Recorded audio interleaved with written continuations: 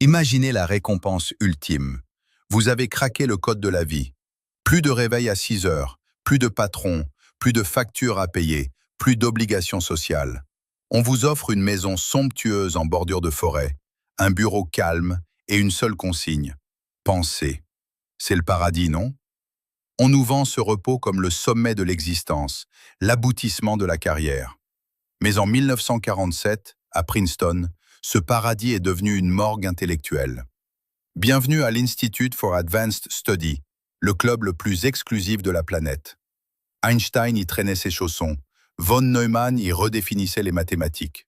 Ces génies avaient tout, la liberté totale, zéro cours à donner, zéro étudiant pour les interrompre avec des questions idiotes.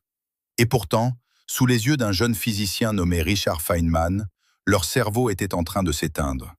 Ce n'était pas une panne d'inspiration passagère, c'était un effondrement biologique. Ce que Feynman a observé dans ces couloirs feutrés, la science ne l'a confirmé que 60 ans plus tard. Dès que vous retirez la friction de votre vie, votre cerveau entame une procédure d'autodestruction. Pas doucement, pas progressivement. On parle d'une accélération brutale, une chute libre cognitive de 40%. On a tous ce mythe en tête. Si je n'avais plus de stress, je serais un génie. C'est un mensonge. Le confort absolu n'est pas un terreau, c'est un acide. Feynman voyait ces pauvres bougres, ses propres mots, s'enfermer dans des boucles de pensée stériles, rongées par une culpabilité invisible. Pourquoi? Parce que l'absence de défi n'est pas une libération, c'est une cage sensorielle. Le cerveau est un moteur à explosion. Sans résistance, il s'emballe, tourne à vide et finit par s'auto-dévorer. La démystification commence ici. Nous percevons instinctivement le repos comme une régénération, alors que pour la biologie, c'est une dégradation. On imagine nos neurones comme une batterie qu'il faut économiser, mais la réalité est inverse. Le cerveau est une structure dynamique qui ne se maintient que par la friction. C'est le principe fondamental du « use it or lose it ».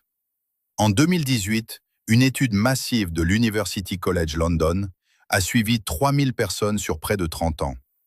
14 ans avant la retraite, 14 ans après. Le verdict est sans appel. Dès que l'activité professionnelle s'arrête, la mémoire décline 40% plus vite.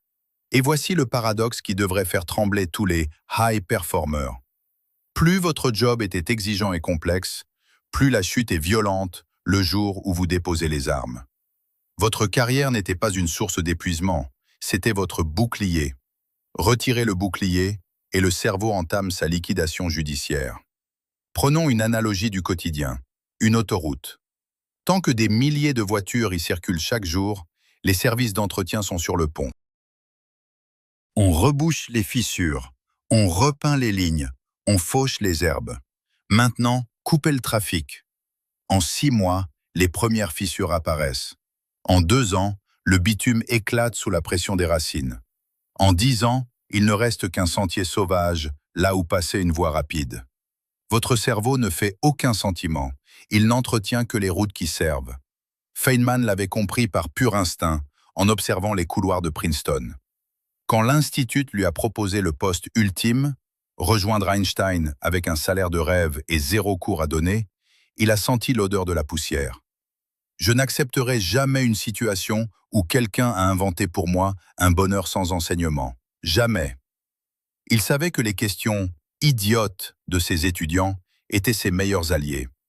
Elles l'obligeaient à sortir de ses boucles de pensée solitaires, à réexpliquer le monde, à garder la route ouverte.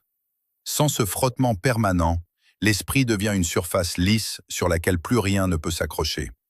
L'intelligence n'est pas un stock, c'est un flux. Et dès que le flux s'arrête, la stagnation s'installe. Imaginez Feynman en 1945. Il a moins de 30 ans, mais son âme en paraît 100. Sa femme, Arlene, vient de mourir de la tuberculose. Il a passé les dernières années à construire la bombe atomique. Le succès est total, mais le goût est de cendre. Il arrive à Cornell et pour la première fois de sa vie, il est grillé. La physique le dégoûte. Il n'a plus d'idées, plus de feu. C'est ce qu'on pourrait appeler une retraite par épuisement. Le moteur est là, mais le démarreur est cassé. Et c'est là qu'intervient le paradoxe Feynman. Il prend une décision radicale. Je vais jouer avec la physique, sans aucune importance, juste pour le plaisir. Une semaine plus tard, il est à la cafétéria. Un étudiant, probablement un peu agité, lance une assiette en l'air. Feynman regarde l'assiette osciller. Il remarque que le médaillon rouge de Cornell sur l'assiette tourne plus vite que l'oscillation elle-même. Un spectateur lambda se dirait « Tiens, une assiette qui bouge ». Un scientifique sérieux dirait « J'ai des choses plus importantes à faire ». Mais Feynman, libéré du poids de la réussite, sort un bout de serviette et commence à calculer les équations du mouvement de rotation. Son collègue Hans Bethe passe par là, l'observe et lui demande « Richard, c'est quoi l'intérêt de ce calcul ?» Feynman répond avec un sourire de gamin « Il n'y en a aucun, je fais ça juste pour m'amuser. » Mais voici le secret que la neurologie a mis des décennies à isoler. Le cerveau ne fait pas de distinction entre un problème noble et un problème futile. Il ne demande qu'une seule chose pour rester en vie, de la nouveauté structurelle. Quand Feynman s'amuse avec cette assiette, il est en train de déboucher la bouteille. Les calculs de cette assiette bancale l'ont mené directement à l'électrodynamique quantique. Cette distraction de cafétéria lui a valu le prix Nobel. Pourquoi? Parce que le jeu est le mode d'apprentissage par défaut du cerveau. C'est là que les connexions se font sans le cortisol du stress qui paralyse les génies de Princeton. Le jeu, c'est la friction sans l'usure. C'est ici que la plupart des conseils sur la retraite font fausse route. On vous dit « restez occupés ». Alors on voit des gens remplir leur agenda.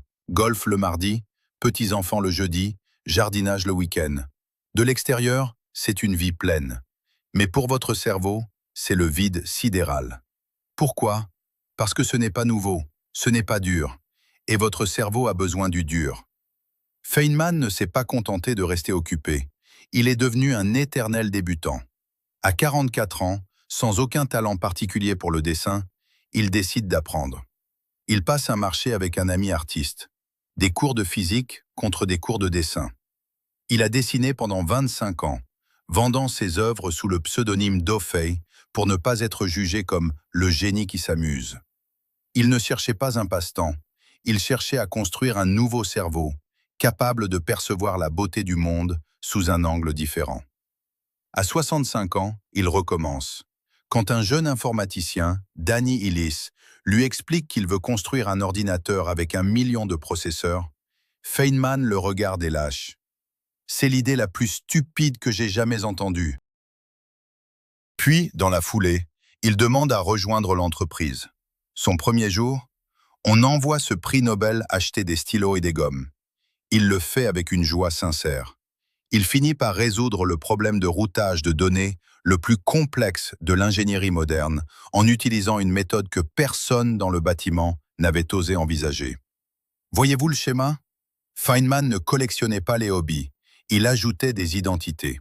Physicien, artiste, joueur de bongo, informaticien, déchiffreur de code Maya.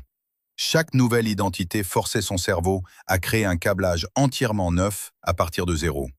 C'est le secret de la plasticité. Ne jamais laisser le cerveau s'installer dans le confort du « je sais déjà ». Si Feynman a laissé une formule pour rester jeune, c'est celle-ci. Ne laissez jamais passer une année sans apprendre quelque chose qui vous fait vous sentir profondément stupide. Car le moment où vous cessez d'être un débutant est précisément le moment où votre cerveau commence à mourir. Et puis, il y avait Tuva. En 1977, lors d'une de ses sessions hebdomadaires de percussion, Feynman fait une fixation sur une petite république soviétique perdue en Asie centrale. La raison? Sa capitale s'écrit K-Y-Z-Y-L. Il trouvait ça hilarant, un défi linguistique et géographique absurde. Il a passé les 11 dernières années de sa vie à essayer d'y aller, tout en luttant contre le cancer, tout en dessinant, tout en construisant des supercalculateurs. Il ne cherchait pas une destination, il cherchait la friction du voyage. Richard Feynman s'est éteint le 15 février 1988. La lettre officielle l'autorisant enfin à se rendre à Tuva est arrivée le lendemain. Un jour trop tard. Ses derniers mots, avant de glisser dans le coma, furent « Mourir, c'est ennuyeux ». Si vous regardez cette vidéo, vous n'aviez probablement pas besoin d'une étude de l'UCL pour ressentir cette vérité. Vous avez déjà vu quelqu'un s'éteindre 6 mois après avoir reçu sa montre en or et quitté son bureau.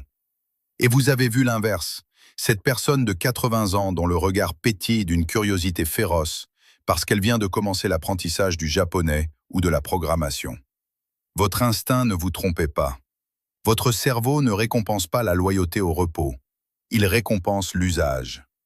Le hardware biologique ne démissionne pas à 65 ans. Il attend simplement qu'on lui donne une raison de rester allumé. Feynman l'avait compris bien avant les scanners cérébraux. Le confort absolu est une forme de sédimentation. Nous sommes des créatures de mouvement, des systèmes thermodynamiques qui ne trouvent leur équilibre que dans l'échange et le défi. La question n'est plus de savoir si vous allez prendre votre retraite un jour. La question est, quel sera le prochain vous? Qu'allez-vous apprendre cette année qui vous fera vous sentir totalement idiot, totalement vivant? Sur le bureau de Feynman, le jour de sa mort, reposait une lettre non ouverte d'un pays qu'il avait passé une décennie à essayer d'atteindre. Il n'a jamais ralenti, il n'a jamais fini de devenir quelqu'un d'autre. La seule chose ennuyeuse selon lui, c'était la fin du jeu. Tout le reste était une symphonie. Si tu veux voir le monde tel qu'il est, abonne-toi.